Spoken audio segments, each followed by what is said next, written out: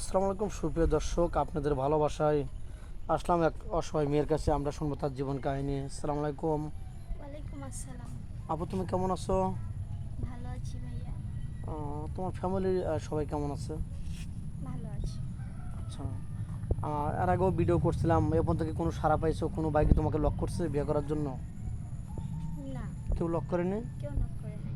আচ্ছা, যাই হোক, তোমার ফ্যামিলিটা এখন কার উপর নির্ভর করছে? তোমার আম্মুর উপর? আমার আম্মুর উপরে। আচ্ছা, যাই হোক, তুমি লেখাপড়ার পাশাপাশি কোনো জব কি করতে পারো না, নাকি এরকম হয় না বা আমি কেউ তো দেয় না? মাত্র পড়াশোনা করতেছি, এখনো পড়াশোনা শেষ হয় নাই। বুঝতে পারছি, তুমি চাচ্ছ যে তুমি পড়াশোনা করে তোমার লক্ষ্যে পৌঁছাবে, এই তো? হ্যাঁ। তোমার স্বপ্ন যেন বাস্তবায়ন হয়। তো যাই হোক, তোমার কথা এমনিতেই ভালো লাগে। তুমি কি রান্না বাড়া পারো? মেয়ে মানুষ যখন হয়েছি, রান্না বান্নার কাজ তো পারতেই হবে।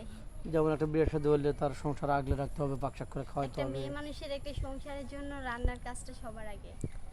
আচ্ছা, রান্না যেহেতু পারো, বলো তো কোন জিনিস বাজার থেকে এসে না খেয়ে রান্না করে ফেলে দেওয়া হয়? কোন জিনিস বাজার থেকে এসে রান্না করে না খেয়ে ফেলে দেওয়া হয়? জি জি, বলতে পারবে? বলো। তেজপাতা। তেজপাতা। ও, আচ্ছা, ধন্যবাদ তোমাকে পারার জন্য। আসলে তুমি রান্না পারো, এটা বোঝা গেল। ঠিক আছে। তো যাই হোক, দেখেন, মানুষ কতটুকু অসহায় হলেই আমাদের ক্যামেরার সামনে আসে। মেয়েটা যদি টাকা পয়সা থাকতো, অর্থ থাকতো, আমাদের ক্যামেরার সামনে আসতো না।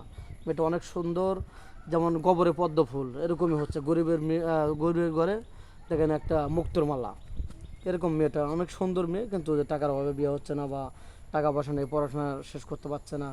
যাই হোক আপু, তুমি কি আমার জন? আব্বু তো বেঁচে নাই, যদি আমার আব্বু বেঁচে থাকতো তাহলে সমস্যা হতো না। আমার আব্বু মারা গেছে, আর আমার আব্বু মারা যাওয়ার পরে আমার আম্মু সেলাই মেশিনের কাজ করে আমাকে আর কি চালায়।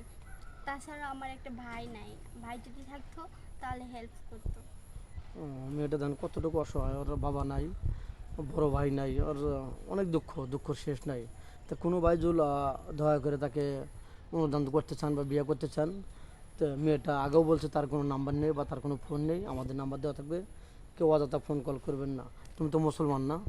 হ্যাঁ মুসলমান। নামাজ কালাম তো পড়া হয়? হ্যাঁ নামাজ কালাম নামাজ পড়ি। পড়ো তো, ঠিক নাম মুসলমান, নামাজ কালাম পড়তে হবে। হ্যাঁ হ্যাঁ। তো যাই হোক, আমাদের নাম্বার দেওয়া থাকবে, কেউ ভিডিও কল দেবেন না, অডিও কল দেবেন। ভিডিও কল দিলে ব্লক করতে বাধ্য হবো। ভালো থাকবেন, সুস্থ থাকবেন, এই বলে শেষ করছি। আল্লাহ হাফিজ।